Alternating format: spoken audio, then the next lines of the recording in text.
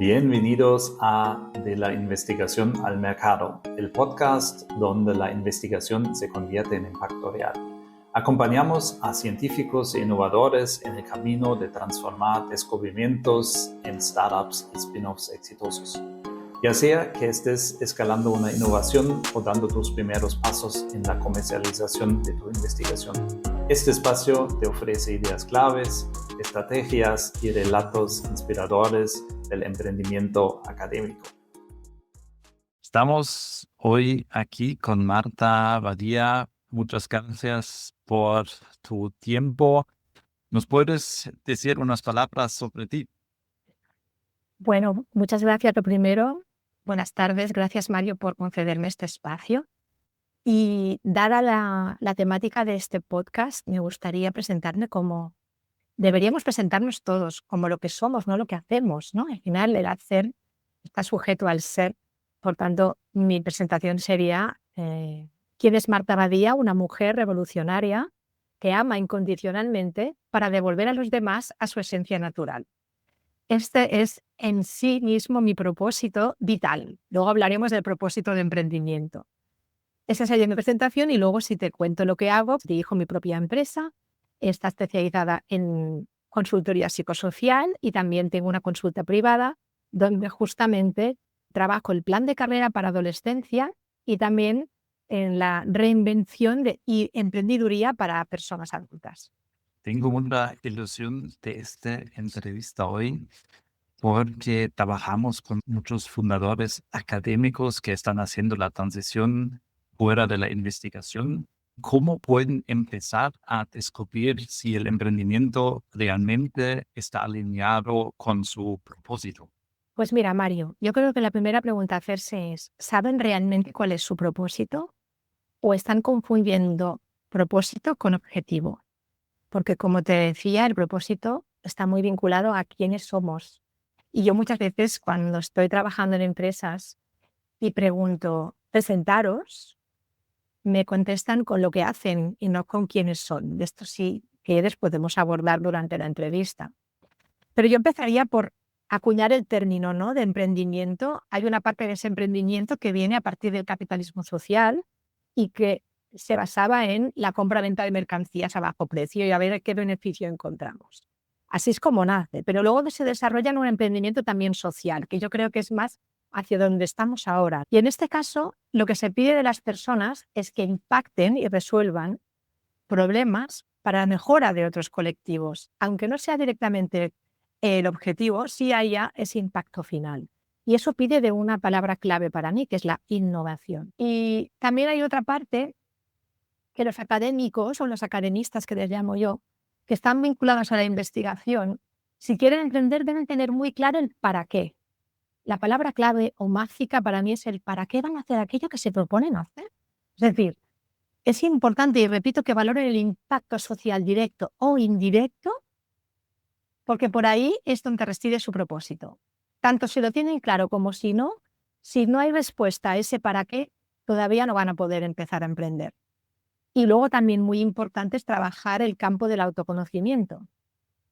Es decir, es el binomio valores y habilidades lo que nos pone de manifiesto el propósito.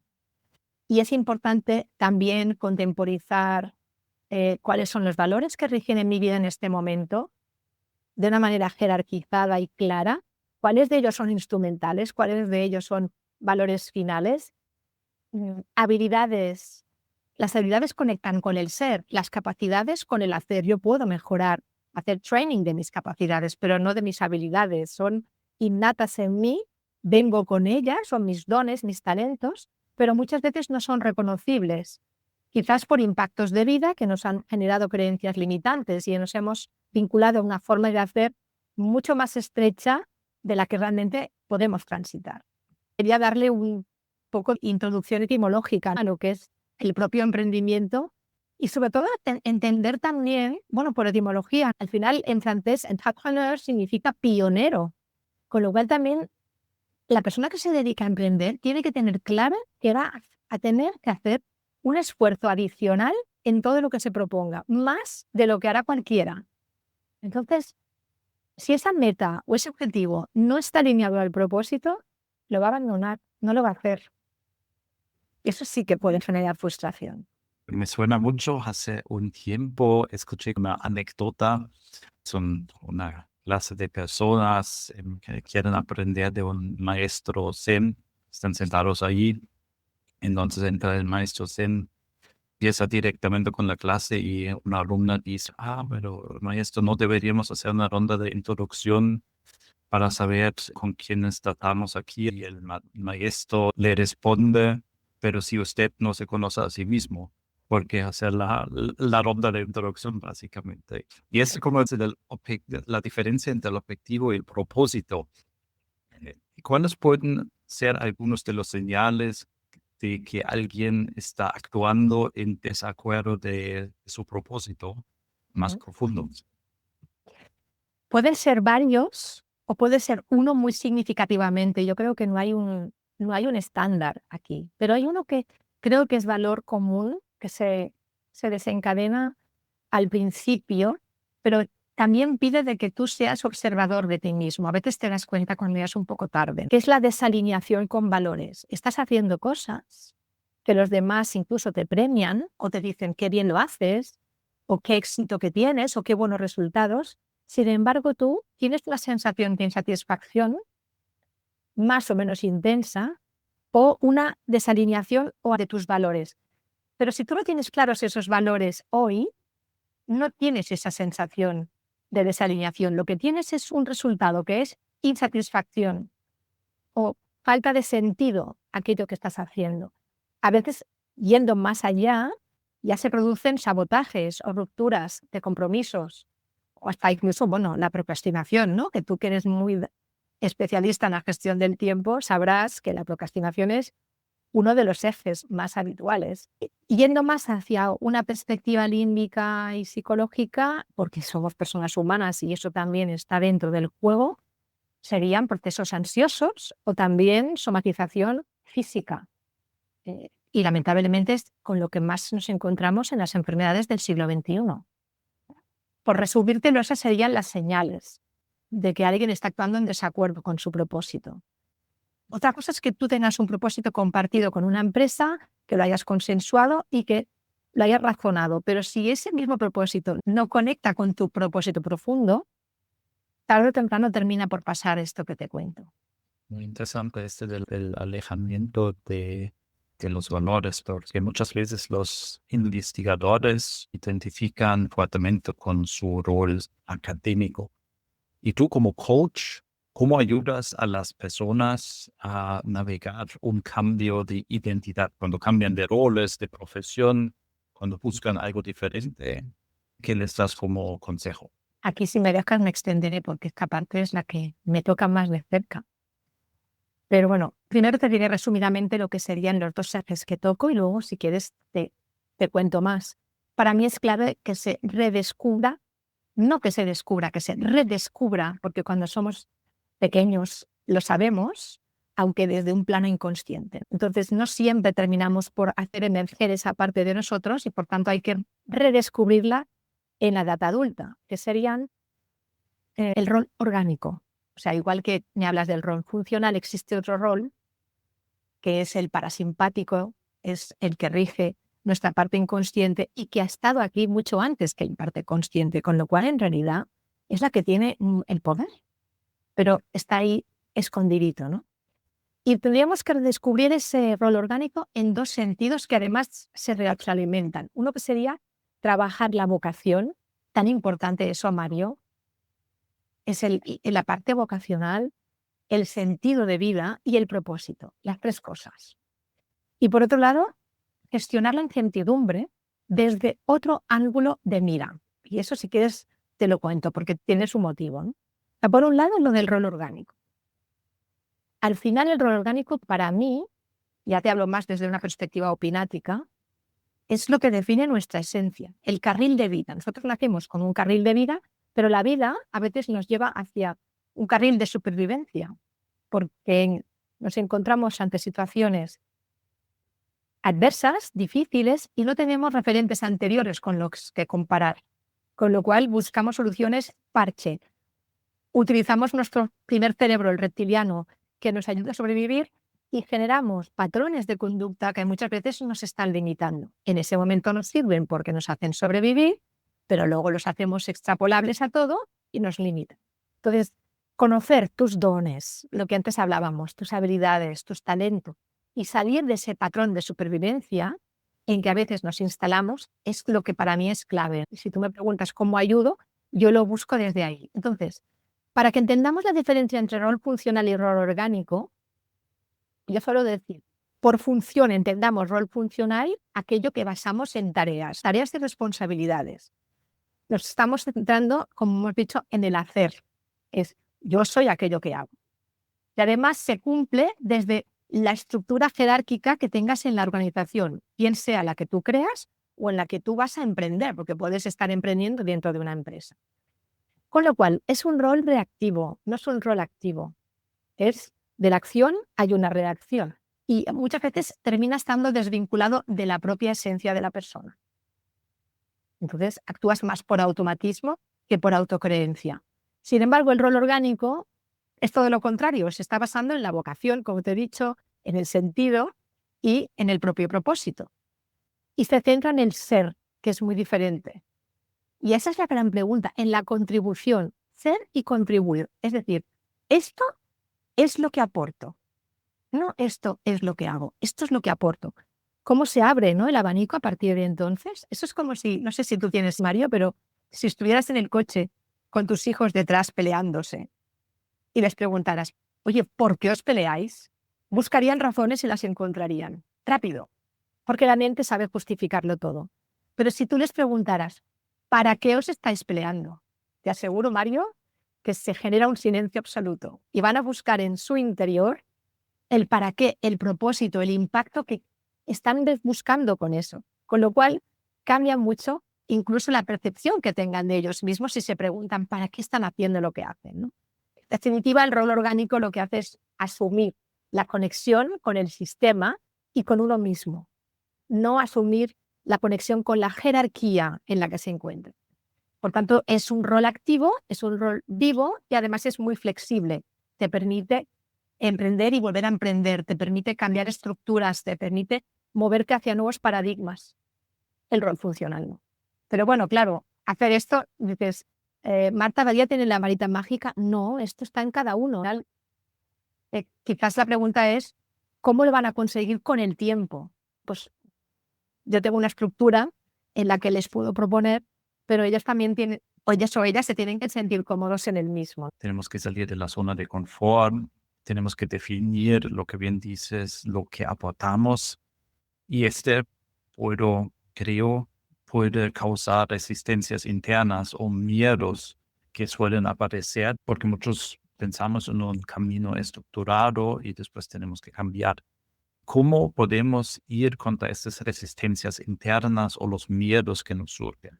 De entrada, el tipo de miedos van a depender de la necesidad que sintamos que dejamos de cubrir. Y eso también depende de los valores. Según los valores que tú tengas, Mario, hay necesidades fuera de las básicas, que estas todos las necesitamos. Pero las demás van más en función de una cuestión cultural. Si tú vas a emprender en un negocio donde coexistan diversas culturas, vas a tener que tener muy en cuenta eso, porque una parte de tu equipo puede estar en resistencia y otro no. Y justamente porque ven un miedo donde otros no lo ven, porque ven una necesidad no cubierta donde otros sí la ven. Tú tienes que imaginarte que al final existe un miedo principal, que es el de no sobrevivir, el del rechazo, el del fracaso, el de la pérdida de poder, también entendido poder / influencia. O sea, no es poder el ansia de tenencia, sino de influir.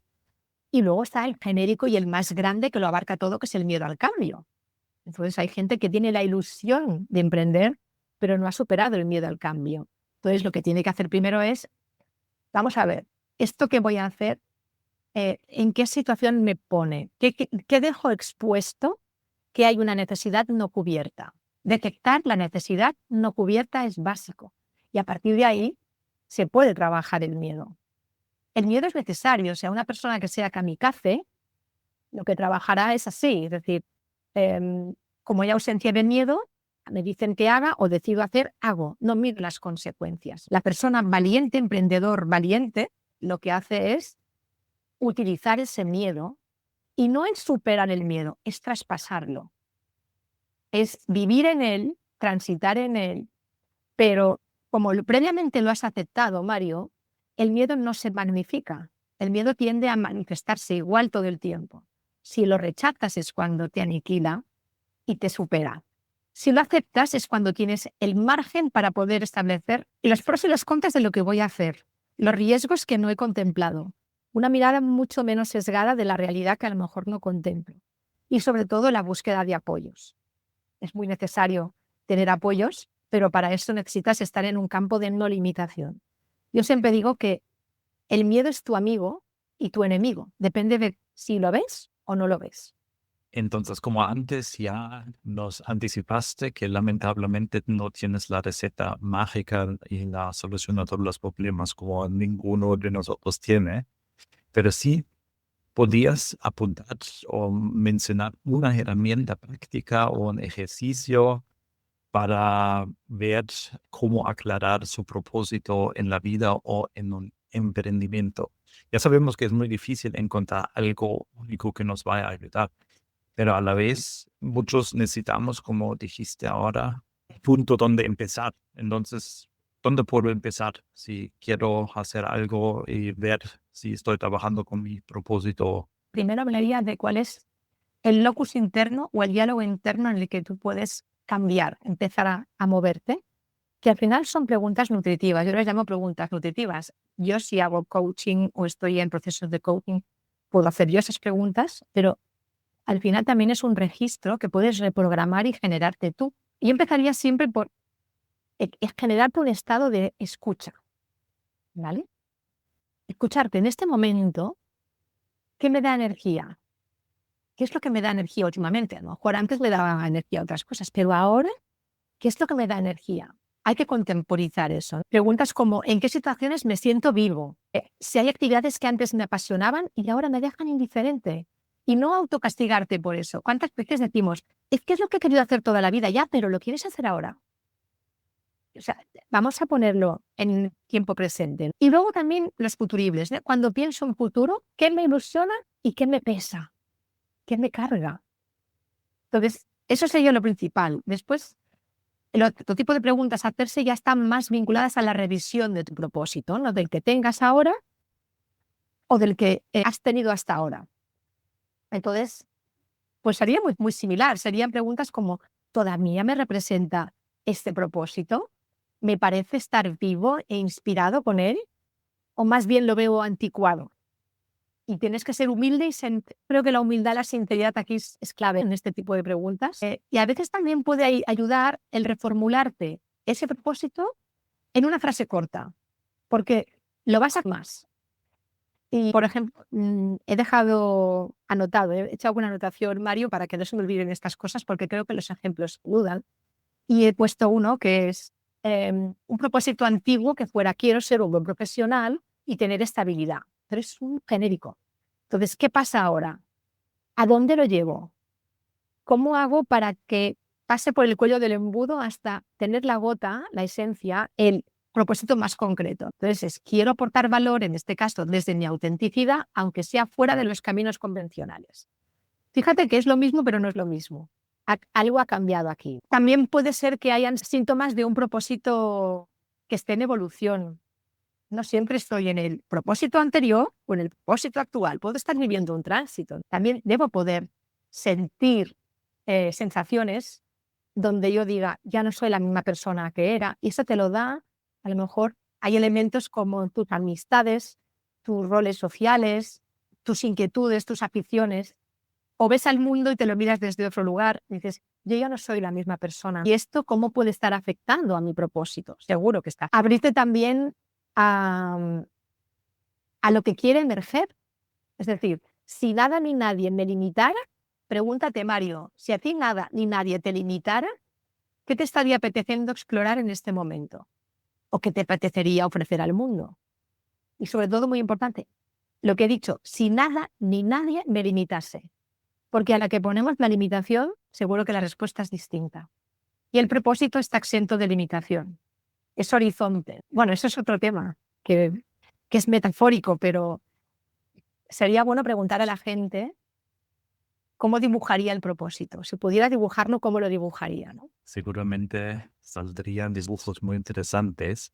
Y qué interesante estas preguntas de qué me da energía, dónde me siento vivo, porque muchas veces estamos en una profesión muchos años y después vemos que hay algo más ahí y creo que muchos de nosotros sienten esta culpa entre lo que deberíamos hacer, como quedarnos en la academia, estructurar o lo que realmente queremos hacer, darle aplicación más práctica a nuestra investigación, pero saliendo un poco del mundo donde estuvimos antes.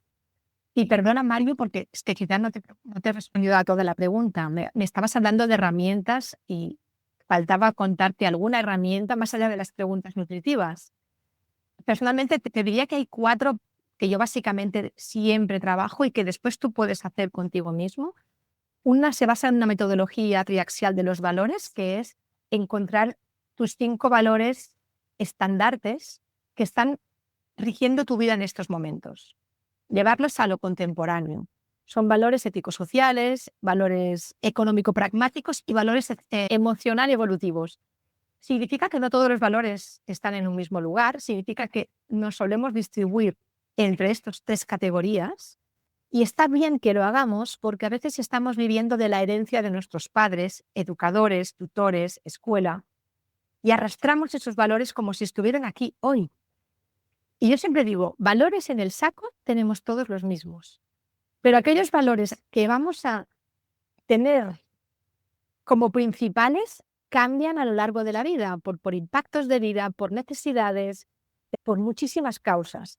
Entonces, sí es cierto que a veces hay valores educacionales que siguen estando presentes, pero no tienen por qué ser los principales ni ser todos ellos. Entonces, teniendo esos 5 valores, nos es mucho más fácil hacer un filtrado de lo que son nuestros objetivos. Porque aunque conecten con el propósito, pueden estar siendo contrarios o desalineados con los valores. Y ahí tenemos un problema de contradicción. Entonces, trabajar los valores, súper importante. Trabajar las fortalezas, Mario, otra. Tengo un sistema de fortalezas que no se trata de decir cuáles tienes tú, que no tengo yo. No. Aquí no se trata de hablar de quién es más, quién es menos, sino qué está más en mi, digamos, ranking de fortalezas, qué está en demasía, es decir, estoy utilizando estas fortalezas en un extremo que hasta incluso me desgasta, cuáles estoy dejando un poco laxos y son fortalezas que tengo y no utilizo, y cuáles están en equilibrio. Entonces, las que están en equilibrio, fantástico. Las tengo, digamos que tomo conciencia, awareness, súper importante. Pero ¿qué pasa con las otras? Es decir, cuando yo soy consciente de aquello que tengo en equilibrio, soy mucho más autónomo para hacer que esas otras fortalezas en desequilibrio se equilibren, porque sé con lo que cuento. Y eso también es importante, la sensación de tener autonomía plena a través de las fortalezas. Entonces, para terminar con la parte práctica, hay 2 ejercicios que trabajan mucho el propósito, que yo les llamo el ejercicio de puentes y la tabla de metas. El ejercicio de puentes lo que hace es un retrotiming, es decir, si yo al final del camino me propongo hacer esto porque mi propósito es ese, a lo mejor estoy hablando, Mario, de en 10 años. Pero ¿qué pasará en 5 años? ¿Cuántas cosas habré tenido que prepararme para que lo que quiero en 10 años sea factible? Y de todo esto que haré en 5 años, ¿qué debo empezar a hacer en los próximos 2 años? Y para que todas estas cosas que voy a hacer en 2 años vayan a ser reales, ¿qué debo empezar a hacer ahora? Ya. Entonces ahí la gente empieza a reconocer la diferencia entre propósito, objetivo, meta y meta subyacente y tarea inicial. Porque a veces lo mezclamos y entonces es una locura incluso para hacer un plan de acción con cara y ojo. Y la tabla de metas, y con esto termino, es una tabla, aparentemente es un ejercicio muy sencillo, de 4 cuadrantes. Tú haces un recorrido en los 4 cuadrantes, que son como 4 filtrados. Y el último filtrado es el de los valores. Pero a veces, incluso antes de llegar a los valores, ya has decidido que ese no es un objetivo que esté alineado con tu propósito. Al principio ayuda mucho la herramienta y al final lo haces tú solo sin necesidad de la herramienta. Entonces entiendo de tus comentarios que no hay un propósito único, sino este puede evolucionar con el tiempo. ¿Cómo pasa especialmente a través del emprendimiento? Pues mira, Mario, yo creo que deberíamos diferenciar entre el propósito vital, que es el más profundo, y el propósito de emprendimiento. Y a lo mejor estoy haciendo aquí un cambio en la estructura de lo que es propósito para mucha gente, pero es interesante ver la diferencia. O sea, por supuesto, el propósito de emprendimiento evoluciona, porque es un camino vivo, es un camino transitivo, está vinculado a la acción, a hacer cosas. Y vendría a ser pues como un río o como un mar en movimiento, ¿no? Tiene una dirección, es una dirección tiene un sentido, pero hace curvas, se mueve, ¿vale? Y se va adaptando a los entornos que encuentra. A veces crece, a veces decrece. Es un poquito eso, el tipo de propósito que está vinculado al emprendimiento. Por un lado, ¿por qué es evolutivo? Porque cambiamos como personas. Como te he dicho antes, los valores son dinámicos. No siempre tenemos la misma jerarquía de valores y eso hace que nos movamos. Las experiencias nos cambian y las necesidades también se van moviendo. Por otro lado, también el entorno va cambiando y nuestro propósito al final lo que hace es seguir siendo algo vivo y relevante para ese entorno. Lo que te hablaba del impacto en los demás. Si deja de tener un impacto en los demás, ¿qué sentido tiene el propósito ahora? O sea, que sí que va a evolucionar. También crece con nuestro nivel de conciencia. Ahí vamos a ir ya a un nivel más profundo, pero nuestro nivel de conciencia también se mueve. Entonces, a medida que nos conocemos más, por eso yo estoy muy vinculada al autoconocimiento, también accedemos a otras capas nuestras que son más profundas y que dejan lejos el propósito inicial. No es que lo desmerezca, es que ha cambiado, se ha modificado, ¿no? Es un poco como los neuropéptidos en nuestro cerebro que se rompen para volverse a unir en otra estructura distinta. Son plásticos, pues igual ocurre con el propósito. Y luego también hay un posible refinamiento de este propósito. O sea, empezamos con una idea más general, que creo que lo hemos hablado antes, y poco a poco se va generando una más específica hasta que, ¡boom!, landen. Llega a lo que es corpóreo porque tiene su razón de ser en lo que se está transitando en ese momento. ¿Y cómo detectas que estás evolucionando? Ese sería, tú, Mario, ¿cómo detectas si estás evolucionando? Ahora te hago yo una pregunta a ti. Si estás evolucionando en tu propósito, ¿cómo detectas eso? Tenía un propósito y ahora siento que estoy evolucionando porque, ¿qué está pasando en ti que te hace darte cuenta de que está evolucionando? En mí detectó mucho cuando una tarea que antes me hizo ilusión, después de alguna forma voy notando algún aburrimiento, para llamarlo de esta forma. Y creo que ayuda bastante la pregunta que hiciste antes, como me siento emocionado por lo que hago, quiero de verdad hacer esto y hacer esto de forma consciente, porque muchas veces nos mantenemos ocupados y en la ocupación no vemos que nos importa, que de verdad hace una diferencia. Y estos espacios de reflexión son muy importantes. Entonces, no sigue trabajando, sino permitirse un espacio de reflexión, parar y ver más allá de los síntomas, sino permitirse un momento de ver más hacia la causa de la situación de las actividades y creo que ahí uno puede encontrar la respuesta. Efectivamente, Mario, o sea, lo resumiría, y tal como lo has dicho tú, es que es así. Es esa desconexión con el entusiasmo. Es que ya no me entusiasma eso que estaba haciendo o a lo mejor te estás cuestionando si puedes aportar más valor del que estás aportando porque se te queda corto aquello que estás haciendo. Y luego también, no sé si te ha sucedido alguna vez que te surgen nuevos intereses o intuiciones.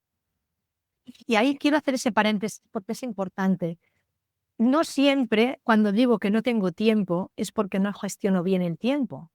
A veces es porque no dejo tiempo, espacio-tiempo, a estos nuevos intereses. ¿Por qué? Porque no conectan con mi propósito. No, cuidado.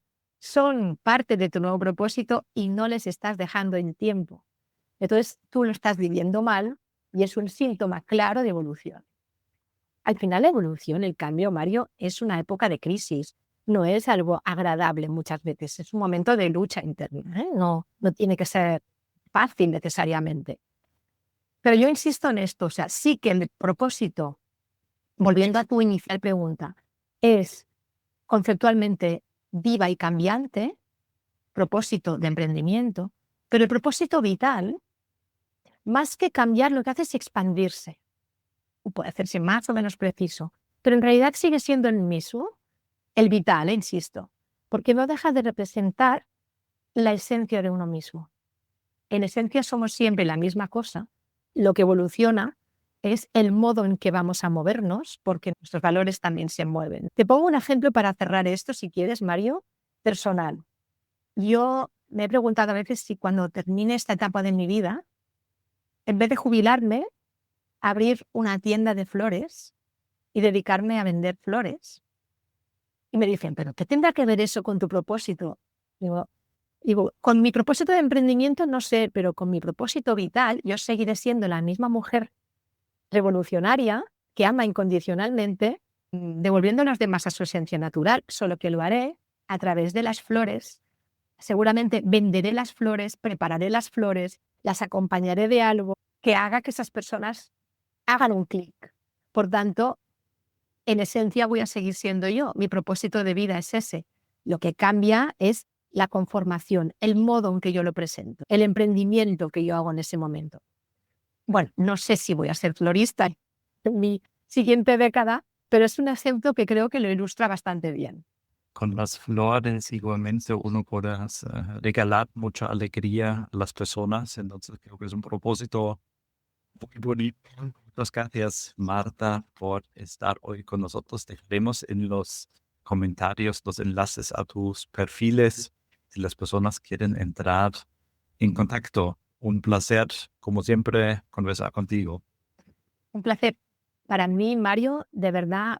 Sabes que me hacía mucha ilusión además poder participar de tu podcast y ha sido un enriquecimiento y muy alineado a mi propósito además. Así que doblemente gracias.